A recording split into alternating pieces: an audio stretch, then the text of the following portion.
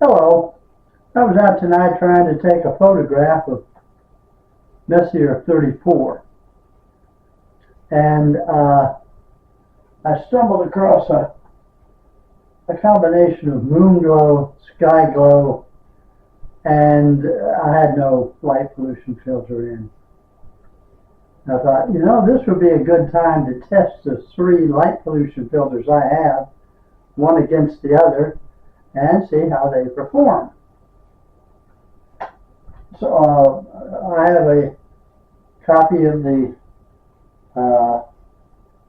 picture I took with no filter, plus my Antlia quad band, my SV Bony City Light Suppression CLS filter, and my innovative camera equipment ICE the LiPo filter. Now, to keep it fair, all three use 10 minutes worth of 15-second exposures.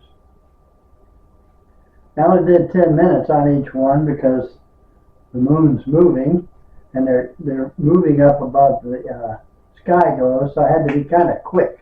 I didn't have time to mess around. Toward that end, I didn't use any flats or darks on them. Moon's 88% coming up from the south. I'll put them on the screen here for you. As you can see, the no filter photograph has a lot of ugliness down on the bottom toward the bottom of the photograph. That's Moonglow and Sky Glow. It's on the upper left hand. The lower left hand is the CLS filter. It's better. It still has something going on down toward the bottom of the photograph, but not nearly as badly. Now, CLS filters, I try to block out the street lamps, sodium vapor, all the way down to LCD. The LCDs are down in the blue range.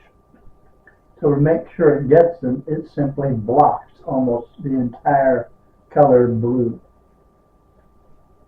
And if you take blue out of the color spectrum, it only leaves you red and green. Red and green added together give you yellow. So the CLS filter will have a slight yellow cast to it.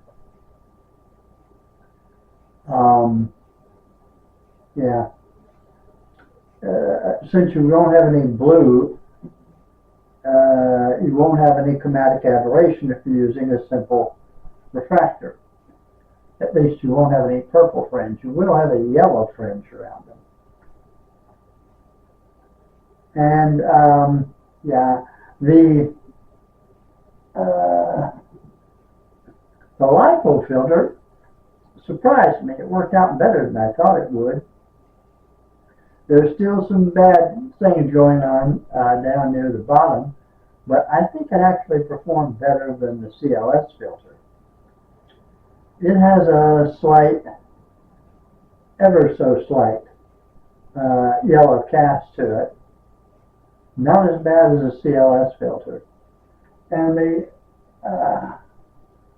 Antlia quad band has no light pollution, no Moonglow, no Sky Glow.